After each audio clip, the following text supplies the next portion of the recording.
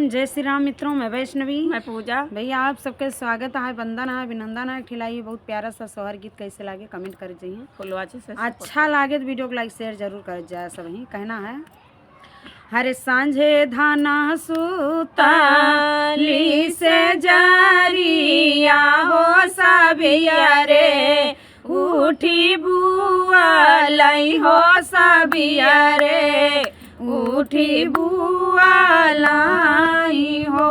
मोरी सासू आजो रात दिया क्यों, माई सपना हो सपना बड़ा सुंदर हो सपना, बड़ा सुंदर हो।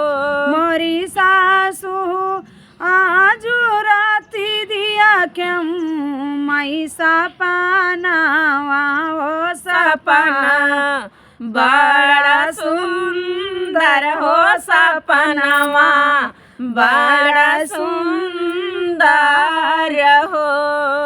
कि मोर मुकुटा सिरा सुआ हई हो देखी के, मनवा मुआ हई हो देखी के, मनवा मोहाई हो। मोरे काना ठाढ़े हो कदमावा के डारिया हो तो बांसी या बजावई हो तो बांसी या बजावई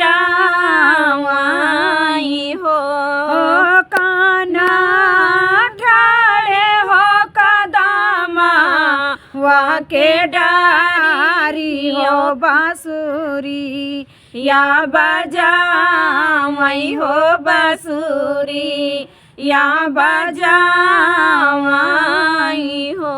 कि बीचया धारा धारी मुराली हो कियांगू रीना चावई हो कियांगू रीना चावई हो।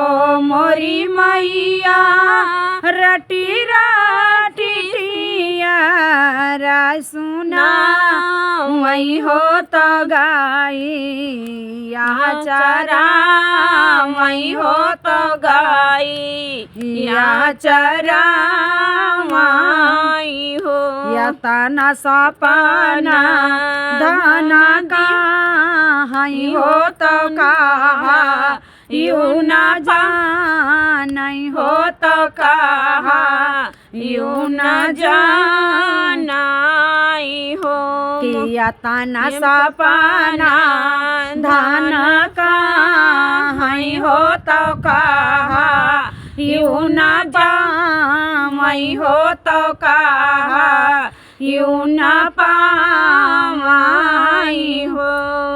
साखी जाई धन लिया टी से जरिया हो कमारा, पीरया वही हो कमारा, पीरया वही हो। किया का पीरिया वाई दूसरा पीरया रईती सारा पीरया रईती सारा पीर हो।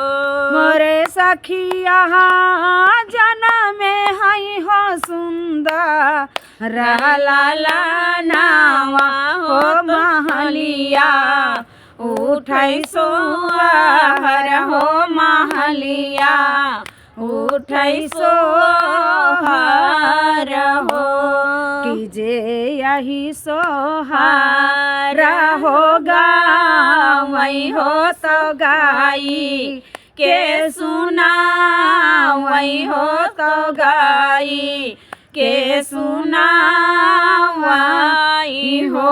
मोरी सखिया सुनवाई सब सुख पावई हो परमा सुखा गावई हो तो पूजा सोहर गावई हो तो वैष्णवी सोहर गाँव। तो इनका भैया हो सांस चले लागत है उल्टी।